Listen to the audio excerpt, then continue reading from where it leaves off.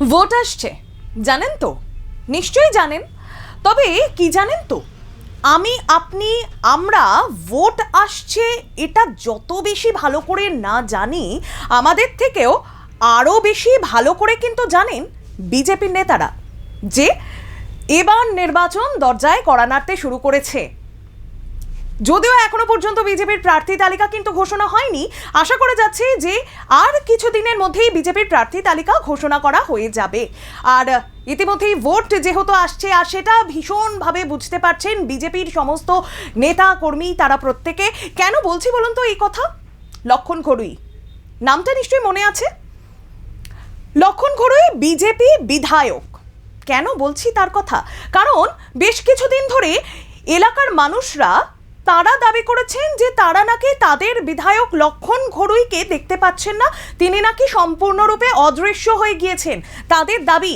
আর এই নিয়ে একাধিকবার রীতিমতো এলাকার মানুষজন তারা চিন্তিত পর্যন্ত হয়ে গিয়েছিলেন যে লক্ষণ ঘড়ুই তিনি কোথায় গেলেন।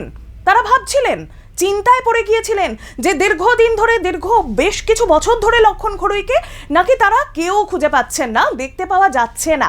শেষ দেখা গিয়েছিল গত বিধানসভা নির্বাচনের আগে, এক রাশ প্রতিশ্রুতি তিনি নিয়ে হাজির হয়েছিলেন সাধারণ মানুষের সামনে।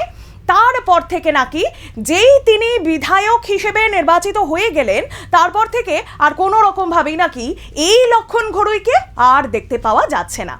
আবার তো নির্বাচন আসন্ন, এখনো পর্যন্ত নির্বাচনের দিনক্ষণ ঘোষণা হয়নি ঠিক কথা, কিন্তু কমিশনের তরফ থেকে আর কয়েকদিনের মধ্যেই নির্বাচনের দিনক্ষণও ঘোষণা হয়ে যাবে। আর স্বাভাবিকভাবে সেটাও বিজেপির নেতারা এই মুহূর্তে ভীষণভাবে বুঝতে পারছেন যে এই মুহূর্তে দরজায় কড়া নাড়তে শুরু করে দিয়েছে বিধানসভা নির্বাচন। কেন বলছি?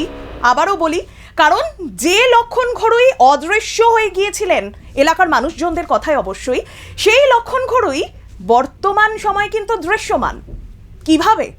তিনি শুধু দৃশ্যমান নয়, অবশ্যই মানুষের যা যা দরকারি জিনিসপত্র রয়েছেন সেই সমস্ত জিনিসপত্র নিয়ে তিনি দৃশ্যমান রয়েছেন, তাকে দেখতে পাওয়া যাচ্ছে। কি কি জিনিসপত্র? হুইল চেয়ার, লাঠি, ট্রাইসাইকেল, এই সমস্ত জিনিস তিনি বিলি করতে শুরু করলেন এবার সাধারণ মানুষের মধ্যে। দুর্গাপুরের 11 নম্বর ওয়ার্ডে ধরা পড়ল সেরকমই ছবি, যেখানে লক্ষণ ঘড়ুই একেবারে সাধারণ মানুষকে তিনি হুইল চেয়ার, ট্রাইসাইকেল, লাঠি, এই সমস্ত দরকারি জিনিসপত্রগুলো সাধারণ মানুষের মধ্যে তিনি বিতরণ করলেন। আর স্বাভাবিকভাবে এই নিয়ে একাধিক প্রশ্ন উঠতে শুরু করেছে। সাধারণ মানুষই প্রশ্ন তুলছেন যে বিধানসভা নির্বাচন আসন্ন, আর বিধানসভা নির্বাচনের আগে গতবার বিধানসভা নির্বাচনের মতো করে আবারও লক্ষণ ঘড়ুই দৃশ্যমান, তাকে দেখতে পাওয়া যাচ্ছে। সাধারণ মানুষ স্বাভাবিকভাবে একটা তো ক্ষোভ তাদের জন্মাবেই। তারা যতই যা কিছু দরকারি জিনিসপত্র দেওয়া হোক না কেন, এই সমস্ত জিনিসের থেকেও তাদের প্রশ্নটা একটাই, যে এগুলো তিনি বর্তমানে দিচ্ছেন ভালো কথা, কিন্তু এই যে 5 বছরে উন্নয়ন কি তিনি দিতে পেরেছেন? আমার আপনার প্রশ্ন নয়, আমার প্রশ্ন নয়, এই প্রশ্ন করছেন সাধারণ মানুষ, সেখানকার মানুষ, এবং তার নিজের বিধানসভা কেন্দ্রের মানুষজনদের প্রশ্ন যে দীর্ঘ 5 বছর ধরে এলাকার উন্নয়ন কি হলো। তিনি তো নির্বাচিত হয়ে আসার আগে একাধিক প্রতিশ্রুতি দিয়েছিলেন, সেই প্রতিশ্রুতিগুলো পূরণ কি করতে পেরেছেন? পূরণ কি করেছেন? বড়সড় একটা প্রশ্ন। আর যেই 26-এর বিধানসভা নির্বাচন আসন্ন, তাকে আবারও দেখা যাচ্ছে। তবে হ্যাঁ, তাকে দেখতে পাওয়া যাচ্ছে একেবারে একাধিক সামগ্রী নিয়ে, যে সামগ্রীগুলো তিনি সাধারণ মানুষের মধ্যে বিলি করছেন, আবারও একাধিক স্বপ্ন মানুষকে দেখাচ্ছেন। কিন্তু অবশ্যই প্রশ্নটা থাকছেই যে এই স্বপ্ন দেখাচ্ছেন তো ভালো কথা, স্বপ্ন পূরণ কি মানুষের হবে? সাধারণ মানুষ কি ভরসা রাখতে পারবেন, বিশ্বাস করতে পারবেন আর এই লক্ষণ ঘড়ুইকে?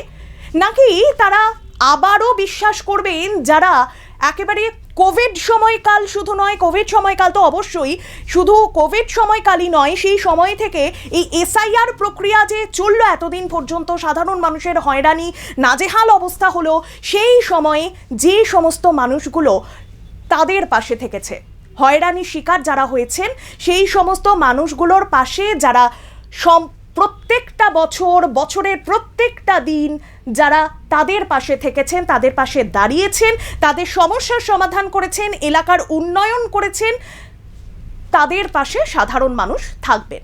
এই প্রশ্নটা থাকছে, কারণ লক্ষণ ঘড়ুই গত 5 বছরে তাকে দেখতে পাওয়া যায়নি। বিধানসভা নির্বাচন আসন্ন, তাকে দেখতে পাওয়া যাচ্ছে এখন। একাধিক প্রতিশ্রুতি আগেও তিনি দিয়েছিলেন, কিন্তু প্রতিশ্রুতি পূরণ কিছুই হয়নি। সাধারণ মানুষের দাবি, সেই কারণেই সাধারণ মানুষের মধ্যে এই প্রশ্নগুলো উঠতে শুরু করেছে। আর এই প্রশ্নগুলো ওঠাই তো বোধহয় ভীষণভাবে স্বাভাবিক। তাই আমার প্রশ্ন, বা হয়তো আপনাদেরও প্রশ্ন এটা থাকছে যে তার নিজস্ব বিধানসভা কেন্দ্রের মানুষজন কি তার পাশে এবারে থাকবেন, নাকি তাদের সমস্যা দুর্দিনে যারা প্রতিনিয়ত তাদের পাশে দাঁড়িয়েছেন তাদের পাশেই সাধারণ মানুষ দাঁড়াবেন? এবার প্রশ্নটা থাকলো।